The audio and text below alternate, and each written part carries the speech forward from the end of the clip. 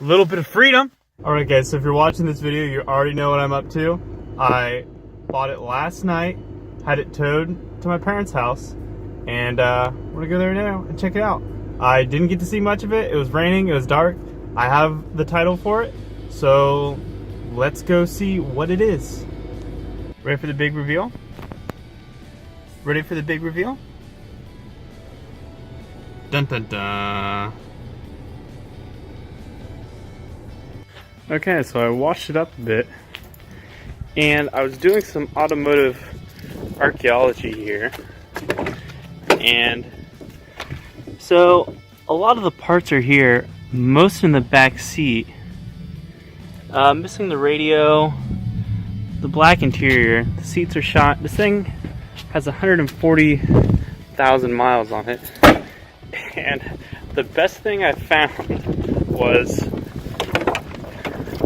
I was going through the glove box and I found this book, and it just has like burlesque, like risque pictures of like this dude's wife. So he obviously didn't clean this thing out very well. But like finding things like the shift knob, receipts from AutoZone. I mean, a lot of the plastic isn't that bad, it'll clean up, but I wasn't necessarily sure if it was a V6 car or not. And my suspicions were confirmed. Christ, this is heavy. When I found most of the engine in the trunk. So I guess dragging all this out and seeing what I got. And this was a manual car, so maybe I'll be able to use the radiator and the fans, but other than that, I don't plan on using hardly anything. So yeah, that's today. Okay, now before we get too far into this video, I just wanted to say this is legitimate. This is a real car I bought, the real price I paid, and right here, I'll put the Craigslist ad. So the guy I got it off of was an older guy, and his son was in a wreck and he really needed money quick. So he posted it, and I'm not really sure he completely knew what it was worth. I think in his mind he had put that this car was just so far gone, and he got it. The transmission was bad. He pulled the engine transmission out, and he just let it sit for a few months and decided that he was at the point that he was not going to put it back together. Well, he posted it, and I was sitting in class, and I was on Craigslist, and I saw it and just left. Called the guy, and he had some people coming over with money already, and I said, I'll give you an extra $100 if you say it's sold. And he did, and I got the car. So really I paid $400 for it. Clean title, everything, and he was so happy to see me. He's excited to see a young kid that could show up, get the car, make it work, and which is what I'm going to do. So the plan for this car, as of now, is to put my engine in it that I've been building. I'll put some video of that up soon. But I'm going to do a full build series on this car, strip the interior, clean it all up, pull out the K-member, and just start going to town on it. When I got it, it had all the V6 in the trunk of it, cylinder heads, everything but the block, pistons, rods, crank, all that. It has the GM 10 bolt in the back, it has disc brakes. It's a base model, so no T-tops.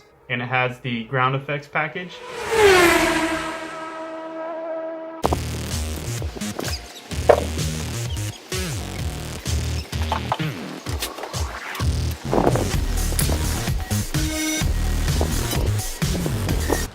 It's a Craftsman.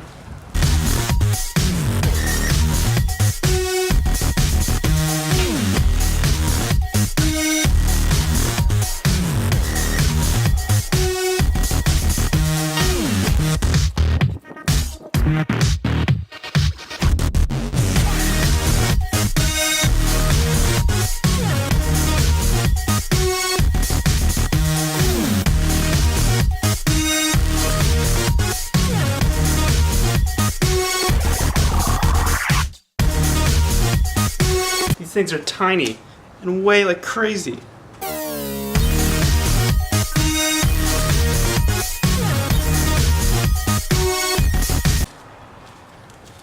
save your gaskets.